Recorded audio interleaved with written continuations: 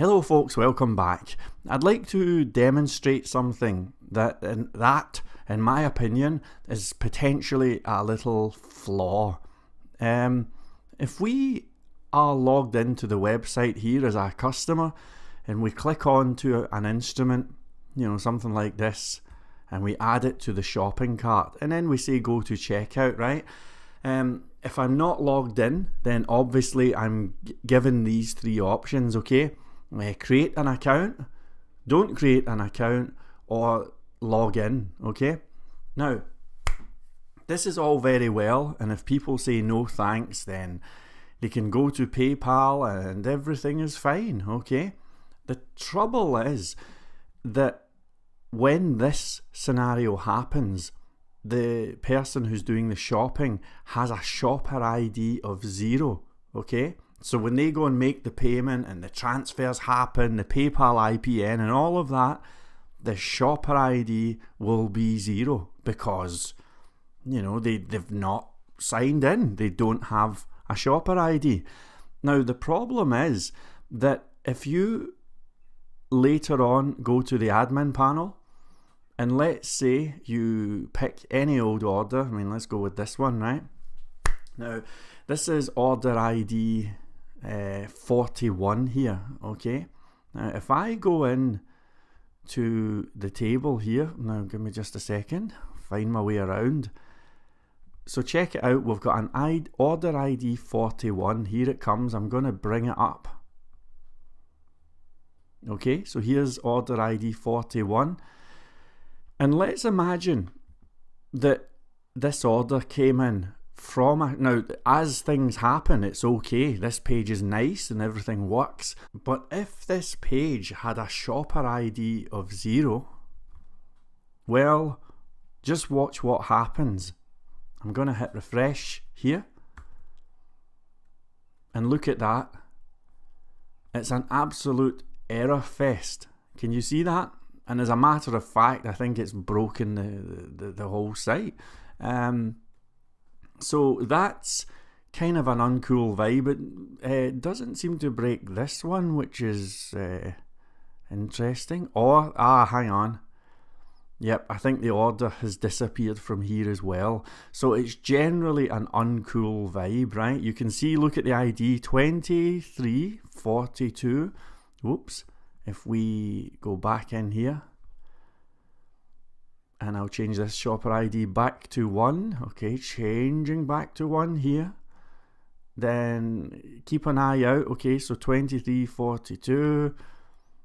And look at that. Okay, so as you can see, when you do not have a shopper ID, or when the shopper ID is 0, the whole thing basically breaks, okay? And that is a very uncool vibe. This is something that we want to avoid, okay? Now, rather than becoming entangled with all sorts of firefighting and, kind of going over all stuff and rebuilding the back-end system and whatnot, it's actually, and by the way, when I built this, I knew that this was going to happen. This is not something that has suddenly came upon me. From the very first video, I always knew that this would come up, and relax, everything is fine. Basically what I was building up to was, when this kind of thing happens, or this kind of situation happens, what we really want to do is to create a guest account. Okay, that's the vibe. We want to create a guest account. So when somebody, and I'll do this again from the front end here, when somebody does something like that, and then they do that, and then they say no thanks, well, what we want to do, like I say, is create a guest account, log them in as that guest account, and then take them to the checkout page. Now, from the perspective of the customer, this will not seem any different. Everything's going to look exactly the same. We're not holding them up. We're not giving them a miserable form. Everything will look exactly the same. But from the back end, they will have a guest account and everything will work fantastically well. And the other thing is, if the customer later comes back and says, hey, you know, is there any chance you could create an account so that I can log in and track orders? Or maybe they'll get in touch and say, I wonder if you could send me an invoice. Could I view it online or something? That's coming up later. But all of that cool stuff will now be possible. So, you know, because at least they have some account. And in that situation, obviously the site owner would say, okay, well, what username would you like? What would your first name and last name be? You know, email address, all of that stuff, okay? So that is the vibe. So we need to figure out what happens when they click no thanks here. So I'm going to just view the page source because I cannot remember. I have to tell you, I cannot remember. We've done so much work. Okay, so it goes to cart submit choice. Okay, so let's open up cart. That's the cart controller. Submit choice. Here it is here. And if submit is no thanks, then there's not too much that happens. It takes a checkout token that has already been submitted and then it diverts them back to the cart again. Okay, so what we really need to do here, and I'll make the thing a bit bigger for you. What we need to do here is we're gonna, and I'll make this private, I'll say generate guest account, okay? And we're gonna generate an account for this checkout token. Okay? That's your vibe. Thank you very much indeed. So let's do this function, generate account, okay? And I'll just do a little statement. I am generating an account for, and we'll chuck in that checkout token just so that we can see what's happening here, okay? Just so that we can see what's happening. So here we go, no thanks. And as you can see, it's the big giant encrypted session ID, which is the thing, okay? That's what the checkout token is. Now we should have decrypt all over this thing. Let me just have a look. That's what I'm looking for. Get session ID from token. I knew that we had this here. Okay, so when we go to generate guest account, right? So I don't think there's really any need to do many comments, but customer has selected no thanks, okay, just as a reminder, right? So what I'm going to do is I'm going to say customer session ID equals this, and then we'll say get session ID from checkout token. Okay, so we now have the session ID, which is very good. Now think about what we are trying to do here from a database point of view. If we have a quick look at the database, essentially what we're doing here is we're trying to create a record on store accounts, on this store accounts thing here, okay? And when we have this store accounts record created, we're going to get the ID of the new record, and then we're going to update the store basket table so that all of the things with the session ID that we've just figured out now have the same shopper ID. This is so much easier when I just show you this, okay? So let me just go ahead and do this. Now, first of all, let us load up the store accounts module. So this load module, store accounts, okay? Now I'm going to figure out the various columns or variables that we need to create a guest account, okay? So let's have a quick look at store accounts here. Okay, let's see what we have. Let's see what we have. We've got username, first name, company, blah, blah, blah, blah, blah, email, date made, password, last login. Right, okay. So we don't need all of these variables, not by a long shot. But what we could do is we'll say, let me just do this, create guest account. So here we go.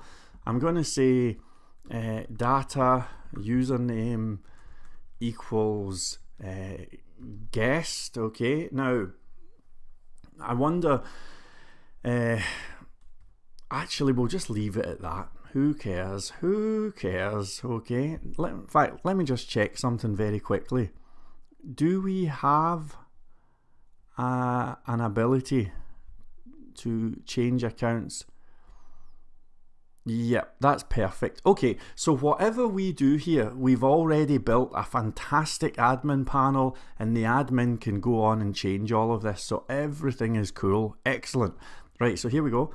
I'm going to say first name equals guest, okay, and last name equals account, okay, and what else will we do? Let me have a think here. Actually, do you know what? I'm going to just load up site security, and on site security we have a vibe of generate random string, okay, so I'm gonna create a random string here, right? So let me just do that right now. I'll say something like ref equals this site security generate random string, okay, and we'll make this, I think 4 characters will be enough, and so the username, I'm going to make that guest underscore ref, okay, because even though I think the thing will work if we just do guest, I think it's kind of a good practice to have unique usernames if we can, you know. Now back to the database here, folks. The next field that I think we need is date made, and that's pretty much it. That is pretty much it, okay. So data date made equals time, okay, and if you are really paranoid, you could give them some kind of crazy password just so that this site doesn't get hacked or something like that. So why not actually, okay, so p word data p word equals, and let's just make the password. Now how many things have we got here? 255. Let's just make it the checkout token, okay. Now I don't expect anyone to use the password or log in or anything, but this is just security. I'm just locking people out, okay, so lock the world out. That's all I'm doing, folks, right? So here we go, store accounts, insert, and we're inserting that variable, right? We have now created a guest account, okay. Now the new account ID is this store accounts, and then get max, and that is the new account ID, okay. So get the new account ID, and finally I'm going to update the existing store basket table, okay. So I think to do that I'm going to load up store, actually, do you know what, I'm going to load up nothing. I'll do a custom query here. So MySQL query equals update store basket, okay, set, and we're going to set shopper ID equals new account ID, okay, where session ID equals, and then that's going to be customer session ID, okay. So just a little custom query there. I wonder if this makes life easier for you. Is that easier to read? You know, anyway, something like that. That's cool. I'm now going to run the query.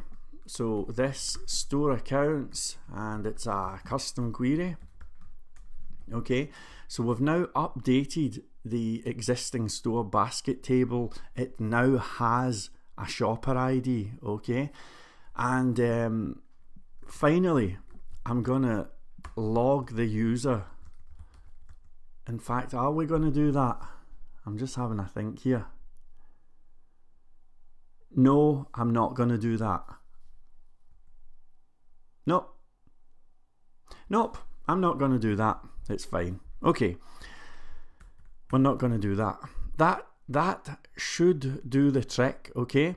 Now, folks, there is a chance, as I'm doing this, I'm thinking on my feet here, and I'm thinking that there is a chance that customers could go to this page here. Sorry, they could go, oh geez, they could go here, shop around, create a guest account, go to the homepage, change their minds, create another guest account. I mean, this could just go on and on and on, and we'd be creating tons of guest accounts, okay? However, we should have an automatic account deletion thing running if we haven't already built that. Same with Store Basket. We should have a script that automatically deletes old entries from the Store Basket table and all of that stuff. So I'm not really worried about that. And actually, I think this should do the job, okay? So let's give this a try if you want, and we'll see what happens. So we'll go back home. In fact, let me empty the Store Basket table here. Okay, so delete from Store Basket. Here we go. Just clearing the Store Basket table so that we've got a nice fresh start here. Right, there we go. And let's give this a try. So we'll go with this interesting Lone Star Stratocaster here. I'll say add to basket. We're going to go to checkout, okay? Now, just so you can see what's happening, folks, the store accounts table, where on earth is it? Store accounts. Okay, I have 48 records here. Okay, 48. The very last one is Jim Jones, okay? Jim Jones is the last one. Now, if I say no thanks, you can see that everything looks kind of normal here, kind of normal. However, if we look at store accounts, and I'll just go back and then forward again, okay, you'll see that we now have a guest account created here, okay? Now, it's not doing much apart from just hanging about the database, but it's gonna get this thing working. Can you handle the vibe? I think you can. And if we look at the Store Basket table, okay, you look at the Store Basket table and have a look at the shopper ID, you'll see that it has been updated to 51. So that's pretty much it. You know, end of feature. That was all I wanted to show you, and thank you very much indeed. Well, folks, I must admit that took about 15 minutes longer than I thought it was going to take, but I think it was an important one, and I hope that all makes sense. I'm going to drag this out, I think, over another video if that's okay. So in the next video, we're going to work on the Your Orders section. So the idea is customers will be able to log on and they'll be able to view their orders. It's going to be a super cool vibe, and I'll see you in the next video.